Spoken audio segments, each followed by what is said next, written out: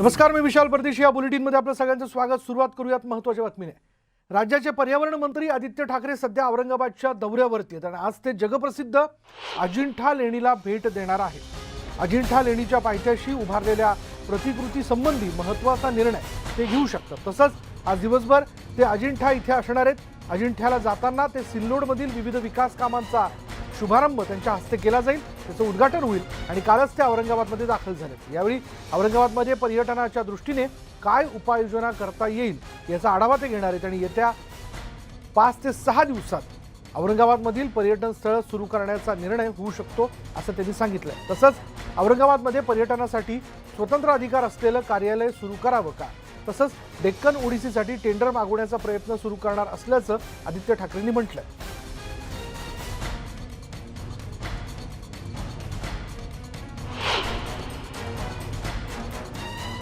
उतरायला पाहिजेत तसे उतरलेले नाहीयेत. आपण एक 5-6 दिवसात याचा आढावा घेणार आहोत. कारण मागच्या आठवड्यात काय झालं की मुंबई पीकला जाऊन उतरायला लागलेले कोविडमध्ये. पुणे असेल, इतरत्र महाराष्ट्र असेल, तिथे थोडे कोविडचे आकडे आता प्लॅटो व्हायला लागलेले आहेत आणि जे काही दिसतंय आपल्याला त्या खात्याकडून कळत आहे किंवा जे काही आकडे येत आहेत ते म्हणजे ह्या येत्या 10 दिवसात ते आकडे उतरायला लागतील.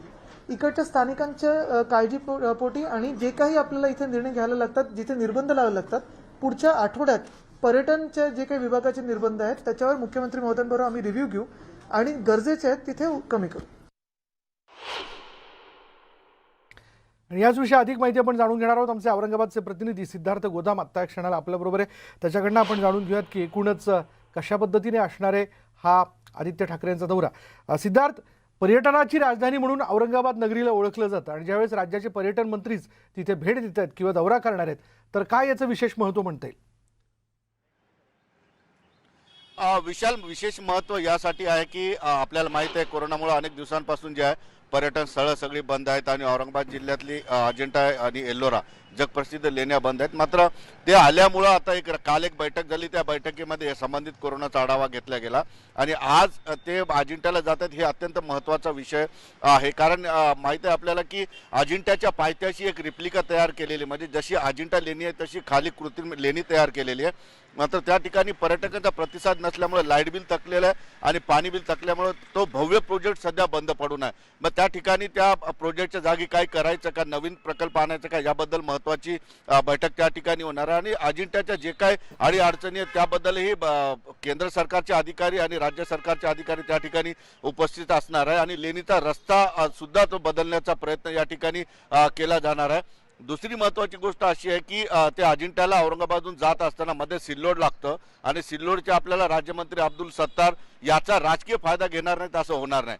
त्यामुळं अब्दुल सत्तारांनी रातोरात सिल्लोडमध्ये अनेक कामाचा शुभारंभ त्यांच्या हस्ते ठेवलेला आहे. 2 मेळावे या ठिकाणी ठेवलेले आहेत. एकंदरीतच आदित्य ठाकरे आज दिवसभर जास्तीत जास्त वेळ अजिंठा लेणीमध्ये असणार आहेत. ते स्वतः लेणी बघणार आहेत आणि त्यानंतर ते नाशिककडे जाणार आहेत. त्यामुळं अजिंठाचा आजचा त्यांची व्हिजिट जी आहे ही अत्यंत महत्त्वाची, कारण त्या ठिकाणी महत्त्वाचे निर्णय होऊ शकतात आणि औरंगाबाद शहर असेल किंवा राज्यातील इतर पर्यटनाची स्थळं उघडी करता येतील का याबद्दलचा केंद्र सरकार आणि राज्य सरकारच्या अधिकाऱ्यांसोबत ते बैठक करतील आणि त्यानंतर कदाचित हा अंदाज असू शकतो की पर्यटन स्थळं सुद्धा खुली केली जाऊ शकतात. त्यामुळं आदित्य ठाकरे यांचा महत्त्वाचा दौरा आहे आणि त्याच दृष्टीने अब्दुल सत्तारांसाठी सुद्धा आदित्य ठाकरे सिल्लोडमध्ये येतात. हे राजकीय फायदा उचलण्यासाठीची एक चांगली संधी आहे. पण सिद्धार्थ, त्याचबरोबर आपण जर लक्षात घेतलं तर पुरातत्व विभागाचे नियम हे अधिक कडक आहेत आणि शिवाय जर पर्यटनाचा विकास किंवा ते मुद्द्याला घेऊन जर पुढे जायचं असेल तर काही वेळेला असे काही छोटे छोटे नियम जे असतात किंवा काही नियम हे आडवे येऊ शकतात. तर आज या आदित्य ठाकरेंच्या उपस्थितीमध्ये केंद्राचे पुरातत्व विभागाचे अधिकारी देखील उपस्थित राहणार आहेत का? विशाल, महत्वाची बैठक यासाठी ते, कारण अजिंठा आणि एल्लोरा हे काही केंद्र सरकारच्या अधिकारात जाणारे मोन्युमेंट आहेत, जगप्रसिद्ध मोन्युमेंट आहेत. मात्र त्या ठिकाणचे व्यवस्थापन आपण बघू शकतो की बऱ्यापैकी राज्य सरकारच्या हातात असतं. त्यामुळं केंद्र सरकार आणि राज्य सरकार ह्या दोन्ही अधिकारी त्या ठिकाणी असणार. मुंबईहून काल अजिंठ्याला केंद्र सरकारचे 2 महत्त्वाचे जे अधिकारी आहेत पर्यटन विभागाचे ते ऑलरेडी तिथे आलेले आहेत आणि राज्य सरकारचे सुद्धा काही अधिकारी जे औरंगाबादला त्यांचं मुख्यालय आहे ते सुद्धा त्या ठिकाणी निघालेले आहेत. राज्य सरकार एकटा किंवा पर्यटन मंत्री आदित्य ठाकरे जे आहेत अजिंठ्याच्या विकासाबद्दल निर्णय घेऊ शकत नाहीत. त्यामुळे केंद्राचे अधिकारी केंद्राचा विचार सुद्धा त्यामध्ये घेतला जाऊ शकतो. महत्त्वाचं त्या ठिकाणी रिप्लिका जी आहे ती बंद ठेवायची का तिला काढून त्या ठिकाणी दुसरं काय करायचं, कारण आदित्य ठाकरेंनी काल बोलून दाखवलं की अजिंठ्याला लाईट लेझर शो करता येईल का, त्या ठिकाणी जे आहे लिफ्टनी पर्यटकांना वर जाण्याची सोय होऊ शकते का, त्या ठिकाणी लहान मुलांसाठी एखादं पार्क होऊ शकतं का, एक एंटरटेनमेंट होईल पर्यटकांचं त्या ठिकाणी, किंवा त्यांना लेणी बघायला जाताना बराच थकवा पर्यटकांना येतो कारण उंचावर लेणी आहे, पायऱ्या भरपूर आहेत, तर त्यांना सोप्या पद्धतीनं कसे जातील त्या ठिकाणी, म्हणजे ते आनंदी राहतील. खाली आल्यानंतर त्यांच्यासाठी काही वेगवेगळ्या योजना त्या ठिकाणी करता येतील का, जेणेकरून पर्यटनामध्ये वाढ होईल. आपल्याला माहिती आहे की अजिंठा आणि एल्लोरा कोरोनाच्या काळामध्ये पर्यटक फार कमी झाले, त्यातल्या त्यात विदेशी पर्यटक जवळपास नसल्यासारखे झालेले आहेत. तर पर्यटकांची आणखी गर्दी वाढवण्यासाठी काय करता येईल याबद्दल साठी बैठक उपाययोजना ज्या आहेत त्या आजच्या बैठकीत घेतल्या त्याबद्दलचे निर्णय घेतले जाऊ शकतात. धन्यवाद सिद्धार्थ या सगळ्या तपशिलाबद्दल. पुढे पाहूया, धुळे जिल्ह्यामध्ये पुन्हा एकदा निच्चांकी तापमानाची नोंद झाली आहे. धुळ्यात पहिल्यांदाच 2.8 अंश तापमानाची नोंद झाली आणि त्यामुळे धुळ्यात सर्वत्र थंडीचा कडाका पाहायला मिळतोय.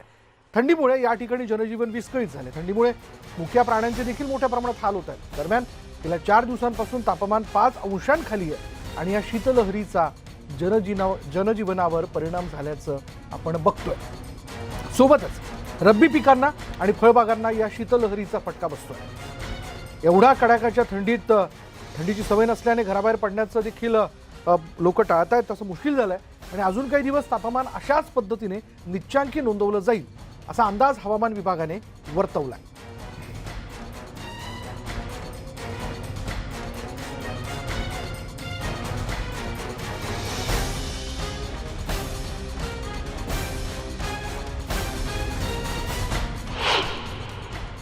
तो आता एवढी थंडी आहे की फिरायला बी जायला इच्छा होत नाही आणि गरम कपडे घातल्याशिवाय की बाहेर पडू शकत नाही. एवढे जास्त थंडी झालेली आहे की भयानक, की त्याच्यामुळे सर्दी खोकला वगैरे फार त्रासदायक काम झालेले आहे. मी एवढ्या 65 वर्षाच्या वयामध्ये कधीही एवढी थंडी पाहिली नव्हती, की खूप जबरदस्त थंडी आहे. त्यामुळे धुळ्याबद्दल जर विशेषतः बोलायचं झालं तर धुळ्यामध्ये निच्चांकी तापमानाची नोंद झाली आहे. धुळ्यात पहिल्यांदाच 2.8 अंश सेल्सिअस तापमानाची नोंद करण्यात आली आहे आणि त्यामुळे धुळ्यात सर्वत्र थंडीचा कडाका पाहायला मिळतोय. थंडीमुळे या ठिकाणी जनजीवन विस्कळीत झालंय. त्याचबरोबर मुक्या प्राण्यांचे देखील मोठ्या प्रमाणात हाल होत आहेत आणि तापमान हे 5 अंशांखाली असल्या कारणाने म्हणजे दिवसा देखील थंडी जाणवते. त्यामुळे लोक घराबाहेर पडणं टाळतात. या शीतलहरीचा जनजीवनावरती तर परिणाम झालेलाच आहे, पण त्याचबरोबर रब्बी पिकं जी आहेत आणि फळबागा जी आहेत त्याला देखील मोठा फटका बसला आहे. खास करून द्राक्ष पिकाला याचा सगळ्यात मोठा फटका बसतो. त्यामुळे बहुतांशी शेतकऱ्यांनी आपल्या बागेमध्ये धूर करून या थंडीपासून द्राक्षांचा बचाव करण्यासाठी म्हणून प्रयत्न सुरू केलेले आहेत.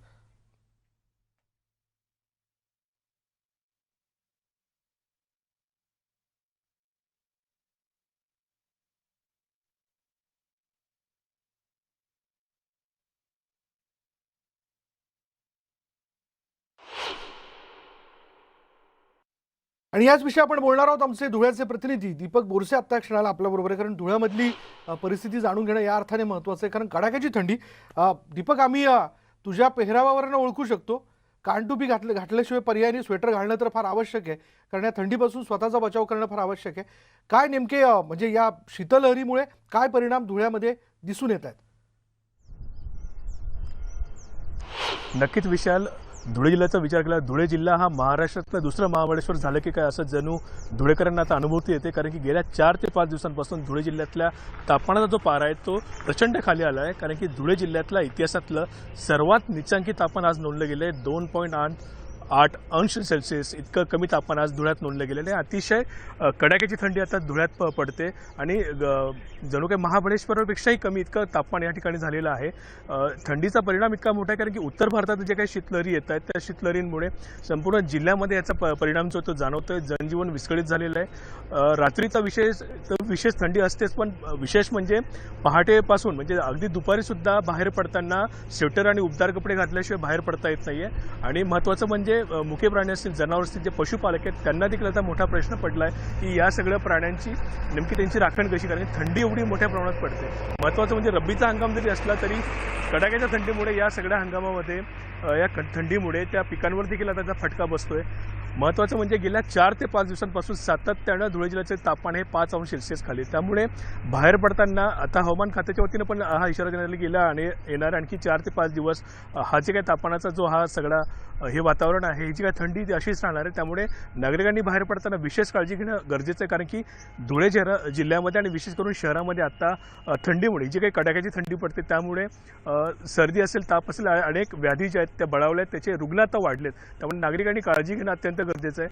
महत्त्वाचं म्हणजे आता बाहेर पडत असताना आपण जर पाहतो आत्ता या क्षणाला सुद्धा इतक्या मोठ्या प्रमाणात शीतलहरींचा या ठिकाणी परिणाम जाणवतोय की थंड वारे आणि त्याचबरोबर बोचणारी थंडी असा दुहेरी जे आहे परिणाम या ठिकाणी आपल्याला जाणवतं. आणि गुलाबी थंडी ज्याला म्हणता येईल, म्हणजे ही थंडी अशी की तिचा अंदाज घेत असताना म्हणजे नागरिक जेव्हा बाहेर पडतात तर त्यावेळेस गरम कपड्यांशिवाय त्यांना बाहेर पडणं अत्यंत अशक्य झालेलं आहे. त्यामुळे सकाळी तो मॉर्निंग वॉकला निघणारा जे लोकांचा मोठा रेटा असायचा, मोठ्या प्रमाणात लोक बाहेर पडले, त्यांनी आता बाहेर पडणं टाळले, कारण की थंडी इतक्या मोठ्या प्रमाणात वाढलेली आहे. बरोबर. त्यामुळे थंडीपासून बचाव करणंच आता महत्त्वाचं आहे. बरोबर. धन्यवाद दीपक या सगळ्या माहितीबद्दल. आपण पाहतो या थंडीच्या हंगामामध्ये काही आजार देखील डोकं वरती काढतात, त्याच्यामुळे आपण स्वतःची काळजी घेणं फार आवश्यक आहे. म्हणजे ही परिस्थिती फक्त धुळ्यापुरताच मर्यादित नाही आहे. बघा, भारतीय हवामानशास्त्र विभागानुसार पुढील 2 दिवसात विदर्भ आणि उत्तर मध्य महाराष्ट्र, मराठवाडा आणि गुजरात राज्यामध्ये काही ठिकाणी थंडीची लाट येण्याची शक्यता आहे. मुंबईसह महाराष्ट्राच्या विविध भागांमध्ये आत्ताच पारा घसरून हुडहुडी भरू लागली आहे. तसंच मंद वाऱ्यांमुळे स्थानिकांना थंडी असह्य झाली आणि अशावेळी हवामान विभागाने दिलेला ताजा अलर्ट महाराष्ट्राच्याही काळजीत भर टाकणारा ठरला आहे.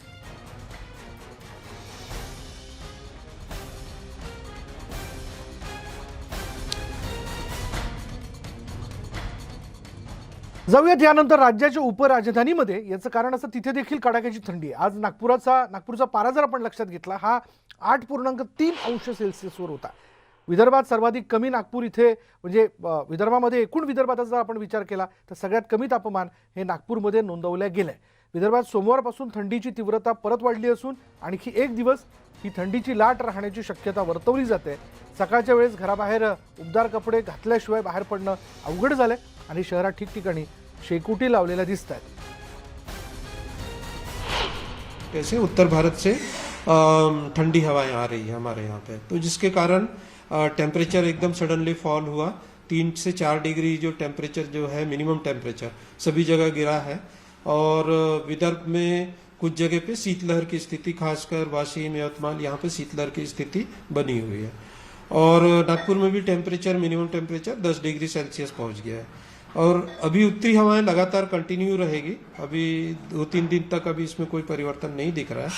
और क्योंकि अब उत्तर भारत से ठंडी हवाएं आ रही है तो टेम्परेचर और गिरेगा, तो इसलिए अगले 2 दिन जो है विदर्भ में कुछ स्थानों पे शीतलहर की संभावना दी गई है.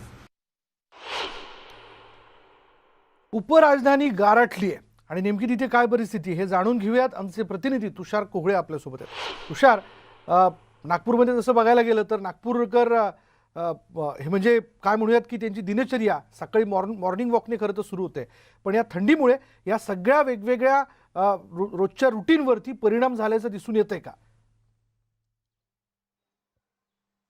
विशाल, जर नागपूरकरांसाठी थंडीचा विचार करायचा झाला तर नवीन नाही, मात्र यावेळची जी थंडी थोडी वेगळी आहे. ती दिवसाला खूप जास्त पाहायला मिळते. म्हणजे आता तुम्ही माझ्या पाठीमागे हे जे झाड आहे ना, त्याला जे हवा आहे, थंड हवा, उत्तर भारतामधनं जे वारे येत आहेत, थंड वारे, ते मध्य भारत असेल, विदर्भ असेल, मराठवाडा असेल, उत्तर महाराष्ट्र असेल, या सर्व भागामध्ये आपल्याला पाहायला मिळतात. तेच एक प्रमुख कारण आहे की जे तापमानामध्ये जी घट झालेली आहे, म्हणजे विदर्भात सर्वात कमी तापमान नोंद आज नागपूरमध्ये झालेली आहे, 8.3 अंश सेल्सिअस नोंदवलं गेलं. मात्र तुम्ही जर का भारत सरकारच्या मौसम विज्ञान विभागाच्या वेबसाईटवर जाणं तर त्यांनी 31 जानेवारीपर्यंत हा अलर्ट दिलेला आहे. 31 जानेवारीपर्यंत या मध्य भारतामध्ये या शीतलहरी राहणार आहे.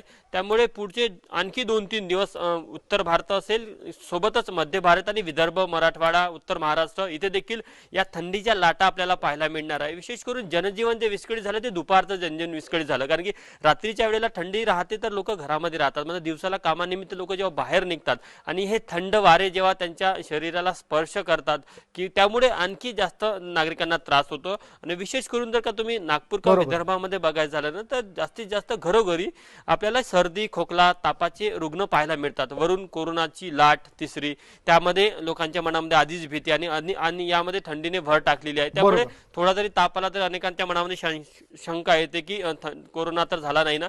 त्यामुळे दुहेरी मारा विदर्भातले नागरिक सहन करतात. एकीकडे थंडी, दुसरीकडे कोविडची तिसरी लाट. आणि त्यामुळे तुषार, त्यातल्या त्यात सध्या तरी नागपूरचा आणखी पारा हा 2-3 दिवस सगळ्यात दिलासा कमी मिळण्याची असल्या कारणाने शक्यता नाही. त्याचे वेगवेगळे परिणाम जे आहे ते नागपूरकरांच्या रोजच्या दिनचर्येवरती दिसून येतात. दिवसाही थंडी जाणवते. धन्यवाद या सगळ्या माहितीबद्दल तुषार. यानंतर इथे वेळ झाली का ब्रेकची. ब्रेक घेऊयात. पहा फक्त न्यूज 18 लोकमत.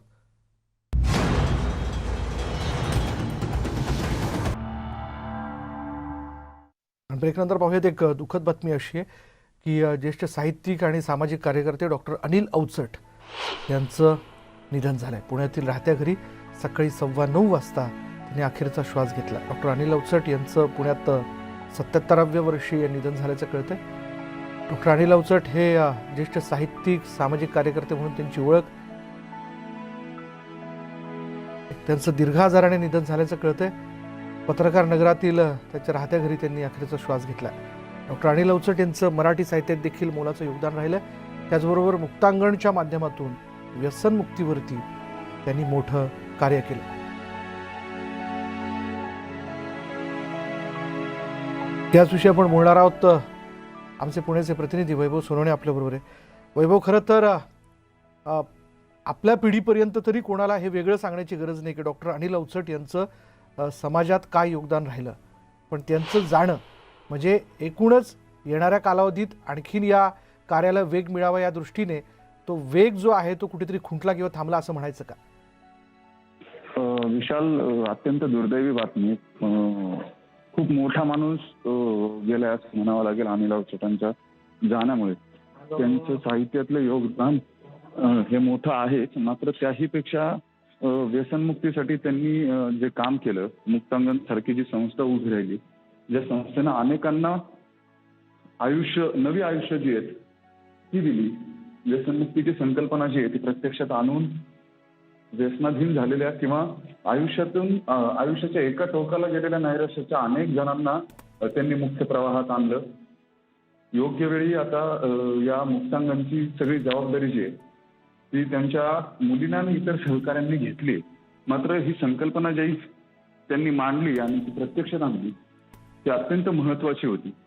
या सगळ्यांबरोबर त्यांच्या सोबत गप्पा मारणं असू देत किंवा त्यांचे सगळे हे अनुभव एकूण त्यांच्या कल्पनाशक्तीचा जो कल्पनांना वाव देण्याची जी त्यांची शक्ती होती, अनेकांना ती प्रेरित करणारी होती.